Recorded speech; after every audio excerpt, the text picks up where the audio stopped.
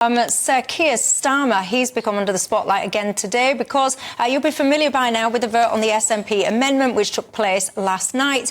The Labour Party had been whipped not to vote in support of that. 7 MPs didn't follow that advice.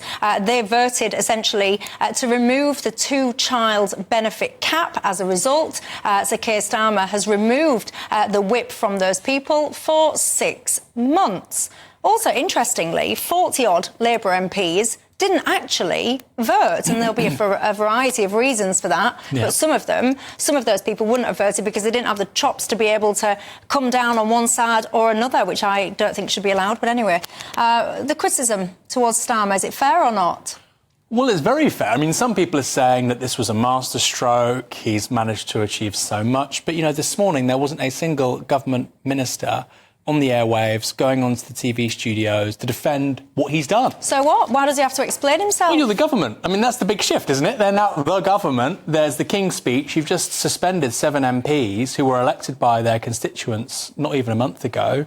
They no longer represent those constituents as Labour MPs. You have a duty, a responsibility to explain to those constituents and the rest of the public why you've done that. But you know why? I think because they were told to vote with the government. Those ones chose not to. What do you need them to explain? It's unprecedented. So what? He's a new era, doing things differently. Say that. But they didn't put any ministers up, which suggests to me they're not particularly proud of what they've done and they're not willing to explain it. I think that's evasive. I don't think people like that. Really? Yes. So let me ask you this at home. Do you care that a minister wasn't put up to explain this decision today? Well, does that bother you? Well, hold on. When the Tories did it, Labour definitely cared.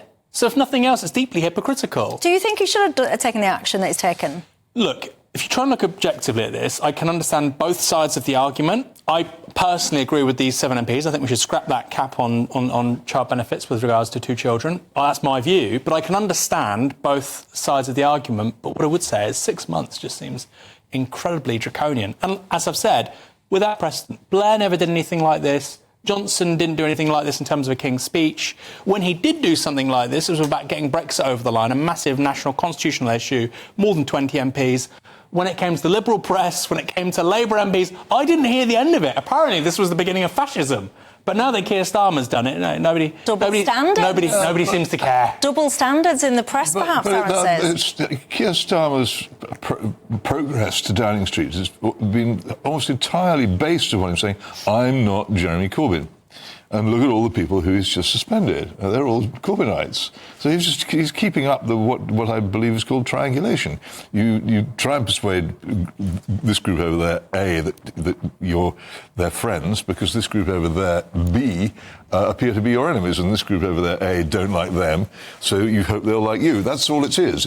Bill Clinton made an art form out of it, but you try and define what you are and what you stand for by attacking other people. And it works. A treat. People are taken in by it all the time. Won't make any difference to anything. Any more than the revolt will. Are people taken in by it? Yes, of course they are. He's got... People are taken in... Look at the last election. If you don't believe people are taken in by political slogans, then... I'm looking at the last election. Sake. He only won 9.7 million votes. You know, you cannot... 20% of the eligible electorate. Yeah, I mean, you know... But he won the election. Well, no, I appreciate that, Peter. On the preset terms. I mean, that's how he had to win it, and he did it. And there you are. And it was done on the basis of almost completely... I won't say fraudulent, because that would be paying it. You'd be like on the basis of never, ever saying what he was going to do. They got 9.7 million votes. Nobody knows who they are or what they are, and yet they got elected. How can this be done without people being fooled by technique? They got 9.7 million votes. It's the lowest number of votes ever for a majority of 1, let alone 172, 173, or now 165. Yeah, okay, but so what? They now have all the immense powers of a lawful government, including the prerogative powers which were discussed. Rare example of enormous powers. They've got them according to the rules. They got them by using electoral skills. Look, this is meant to be the honeymoon period. This is meant to be good vibes. Everybody likes you. You're meant to be like Hugh Grant in Love Actually, right? The Prime Minister, does anybody still care about that? No, it's about your honeymoon. It's about good vibes. I think immediately... the Rishi Sunak was sucking up. Well, no, I think immediately creating negativity... If that's a honeymoon, they're certainly having one. I think immediately creating negativity around your premiership within 3 weeks, when you only got 9.7 million votes, not a massive mandate, I think it's very risky. You're saying this is about triangulation. If it was about triangulation, they would have put ministers on the media this morning. They didn't. They'd need to, because here we have Sir Keir Starmer, the alleged right-winger, appearing to be right-wing by attacking the Corbynites, who are allegedly the left-wing. I mean, I know and you know that Keir Starmer is well to the left of Jeremy Corbyn, so this is all bilge. But that's how it works, and people are taken in. The main people you take in by it are... hesitate for a moment while I take a breath. They are political journalists, who are the most politically ignorant people in the country and plainly selected for that purpose.